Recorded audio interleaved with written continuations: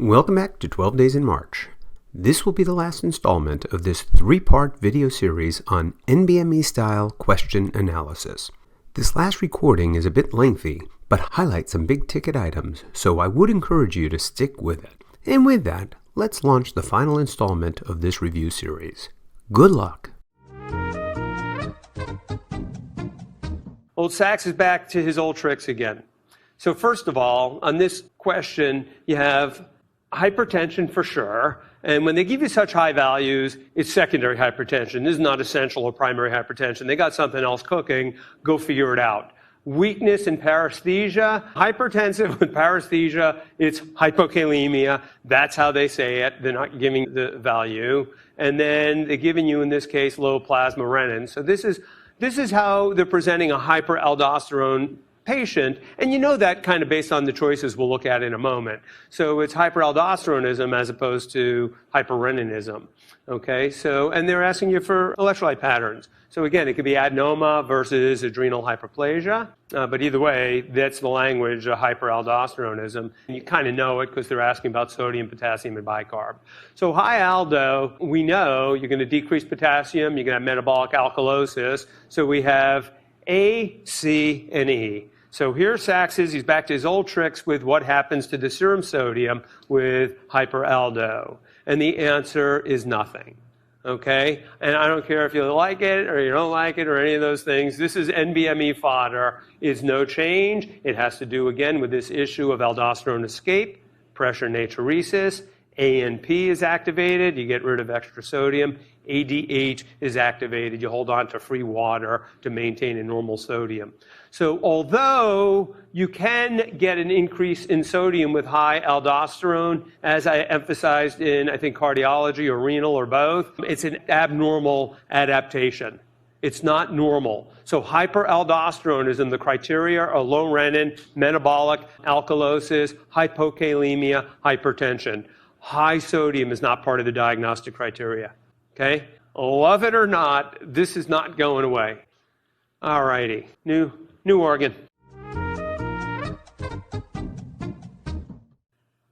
Well, here it goes. So you guys are good, right? Carpopedal spasm and phosphatide, it's hypocalcemia, and end of story, game, set, match. It's really just that straightforward, and they're throwing in there myalgia, cramps, paresthesia, all those good things that go with hypocalcemia, and all they're asking is, has this patient become hypocalcemic? And 2 weeks later, the symptoms is completely resolved. And the answer is resection of a goiter, okay, with incidental injury or resection of parathyroid tissue when they took out the thyroid. So invariably, they can remove as many as 3 glands inadvertently, even the one will be okay, but it takes a while till it readjusts. So in terms of hypocalcemia, the most common cause is right here, injury or resection of parathyroid tissue. But you, like all those who have come before you, and I really thought this would be the year, is like went with this ectopic parathyroid choice. But everybody liked that because you knew there was a problem here. We didn't have enough parathyroid tissue. And here's the other thing. Even if it were ectopic and they removed it, wherever the hell it was ectopic, what would be wrong with the regular parathyroids? They'd still be working. So anyhow, not to be melodramatic, the bottom line is, I mean, you already made the association between the carpopedal spasm and hypocalcemia. You just had to figure out where the parathyroids went. And it's inadvertent injury and or removal when you remove the thyroid. They can only get you on that once, right? So let's try our last question, and I can assure you it's a doozy. Good luck.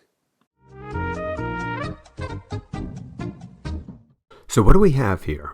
A septic patient with dropping O2 saturations requiring mechanical ventilation. That is to say, she has developed ARDS. She is noted with bruising, reflective of her underlying coagulopathy that we'll review in just a moment, and finally she develops renal failure and subsequently dies. So what does the data show? She has the combination of thrombocytopenia, coagulopathy, evidenced by elevated PT-PTT, and a depressed fibrinogen level. This combination of findings is suggestive of DIC. DIC stands for Disseminated Intravascular Coagulation. It is a good idea to keep this concept in mind. Intravascular coagulation disseminated throughout the body that causes diffuse blood clotting and resultant tissue injury. Graphically depicted here, you can see the two key components that result from endothelial injury. On the left side of the graphic, you can see the consequences of platelet activation, and on the right side, you can see release of tissue factor with the subsequent activation of the coagulation pathway. The combination of these two events result in widespread intravascular clotting with consumption of platelets, clotting factors, and fibrinogen. You will need to be very familiar with this concept. So now, as a result of widespread clotting, the patient develops microvascular ischemic injury. Recall, we just activated both arms of the clotting cascade, resulting in disseminated intravascular coagulation.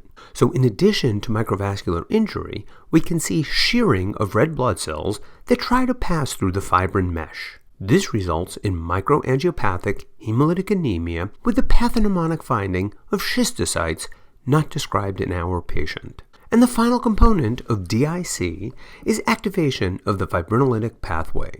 So in addition to clotting, the patient develops bleeding as plasminogen activator attempts to dissolve these clots. In the process, whereas fibrinogen is consumed, fibrin split products are generated. And here I just summarize all the laboratory features of DIC. I like to organize the disorder by the events that take place, including consumption of clotting factors, complications of disseminated coagulation, and the final step of fibrinolysis. So now let's return to our patient with an understanding that she has developed ARDS and DIC as complications of sepsis. So this is why I've included this question. It perfectly illustrates the often heard student refrain, I narrowed it down to two choices, but I always select the wrong choice. The way I recommend for students to handle this conundrum is to define the typical descriptors for each of the options. And when I say typical, I am looking for very brief descriptors, emphasizing again to take less notes, not more, as I will illustrate. So let's go on ahead and populate the typical descriptors, keeping in mind we are looking for a diagnosis that is associated with DIC. So cortical scarring is a gross pathology description of the kidney that I think of as associated with chronic pyelonephritis and arteriolar nephrosclerosis. There are others, but for step 1, these are the major players. Chronic pyelo, in turn, is associated with vesicoureteral reflux, which is a favorite derivative on step 1. Arteriolar nephrosclerosis, on the other hand, is associated with hypertension. And whereas she could have been a hypertensive, neither of these disorders are acute and associated with DIC, so we can eliminate this option. Moving more quickly, papillary necrosis is associated with sloughing of renal papilla, resulting in gross hematuria. The sloughed tissue fragments, in turn, can cause renal colic. DIC is not a typical precipitant of papillary necrosis, and more importantly, no gross hematuria is described. So we can eliminate this option. Wedge-shaped necrosis is the classic description of a thromboembolic event. On the boards, this will typically be associated with atrial fibrillation or a thrombophilic state. And whereas this may be associated with a minor degree of renal insufficiency, the patient would not typically be anuric with a thromboembolism. Moreover, the renal injury associated with DIC, as previously reviewed, is associated with microvascular ischemic injury, not occlusion of a large renal vessel. So we can eliminate this option as well. And finally, choice E describes the healing phase of acute tubular necrosis, but as the vignette describes, she becomes anuric and dies. Doesn't sound like she made it to recovery. Interestingly, sepsis is certainly associated with the injury phase of acute tubular necrosis, but this was not offered as an option. So choice E is out. And that brings us back to the major teaching point of this question. If you focused on your typical descriptors for the options and placed them in the context of sepsis with DIC, you would have realized that none of these four could possibly be the correct answer. Which brings us to diffuse cortical necrosis. Let me be clear. I don't care much about this entity, but I was very hot and bothered by the process that took place here. Diffuse cortical necrosis is an uncommon entity that doesn't even make it into the syllabus of most renal teaching blocks, so it's time to put this vignette to rest. Insofar as the disorder, it is associated with DIC and abruptio placenta among the more common associations. As far as pathogenesis, it behaves just as it sounds. Necrosis of the renal cortex pictured in these graphics. All elements of the renal cortex are involved, including the glomeruli, tubules, and most importantly, the blood vessels. Disseminated intravascular coagulation results in microischemic injury to the renal cortex. Now it all makes sense.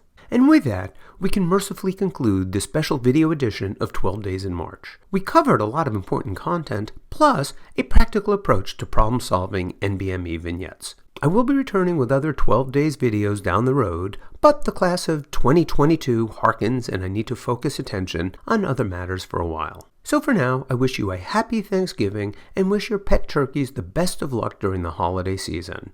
As always, if you have any questions or concerns, please email me at 12days. Thank you.